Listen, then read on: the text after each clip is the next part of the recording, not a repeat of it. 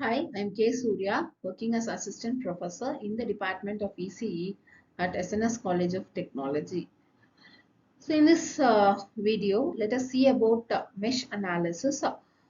So, mesh analysis is very important for analyzing the basic electric circuits. So, we will see this in terms of design thinking approach. So, in design thinking, you have 5 stages: empathy, define, ideate, then solution, and then testing. So first we will see the empathy part for mesh analysis.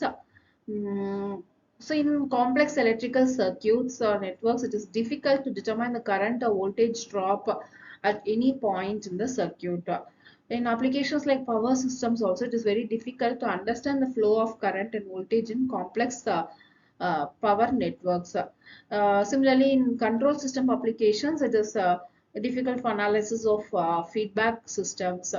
So we have to find out some method to yeah, simplify all these factors.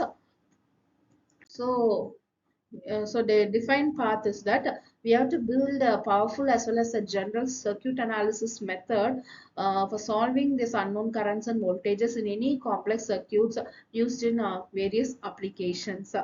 So once the loop currents are found, the problem will be solved, as then any current in the circuit can be determined from the loop currents. So the problem statement is to design a method to solve all these problems. So the idea here is the mesh analysis. So where we'll be considering the currents flowing through each mesh. Hence the mesh analysis is also known as mesh current method. So a branch is a path that joins two nodes and it contains a circuit element. So if a branch belongs to only one mesh, then the branch current will be equal to mesh current. So we will see how to solve uh, the circuit using mesh analysis method. So this is a solution part. So if a branch is common to two meshes, then the branch current will be equal to the sum of two mesh currents when they are in the same or opposite direction. So when it's in the same direction, the sum, and when it's in opposite direction, it is difference. So the procedure here is, first step is you have to identify the meshes and label the mesh currents in either clockwise or anti-clockwise direction. Next is you have to observe the amount of current that flows through each element in terms of mesh currents. Third one is we have to write the mesh equations using KVL and then Ohm's law. Then you have to solve the mesh equations to obtain the unknown currents. So let us see an example. So here is a circuit where I have to find out the voltage across 30 ohms resistor using mesh analysis. So here there are two voltage sources, 20 and 80, and you have 5 ohms, 30 ohms, and 10 ohms. So here first I have two loops.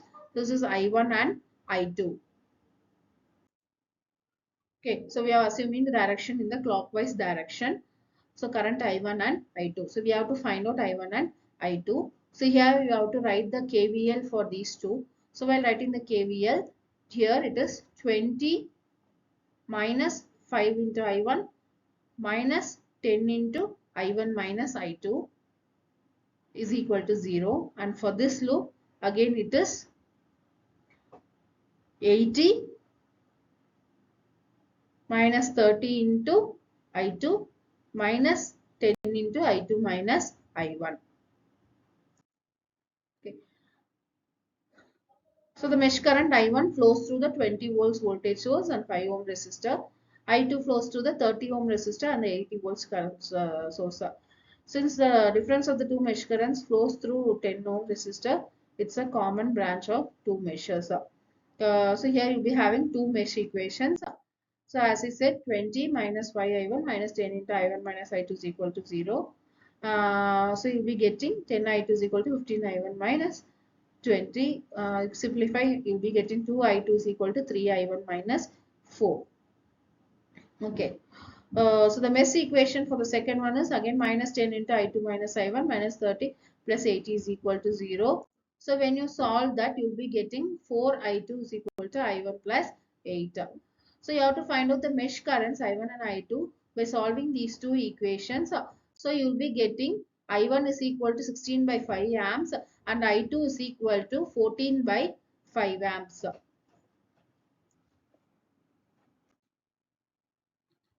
next one, so the current flowing through 30 ohm resistor is nothing but the mesh current I2, which is equal to 14 by 5 amps. So now we can find out the voltage across the 30 ohm resistor using Ohm's law. So voltage is equal to I2 into R. I2 is 14 by 5. So 14 by 5 into 30. So you'll be getting which is equal to 84 volts.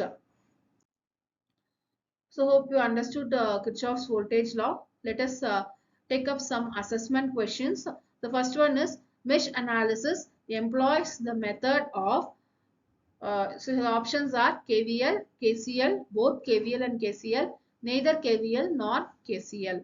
Yes, mesh analysis uses only KVL. Next one is mesh analysis is generally used to determine options are voltage, current, resistance and power. Yes, in mesh analysis, you'll be finding out the current. In nodal analysis, you'll be finding out the voltage. Next one is mesh analysis can be used for options are planar circuits, non-planar circuits, both planar and non-planar circuits, neither planar nor non-planar circuits. So here the mesh analysis can be used only for planar circuits. This is the limitation for mesh analysis, whereas nodal analysis is used for both planar and non-planar circuits. Thank you for watching this video.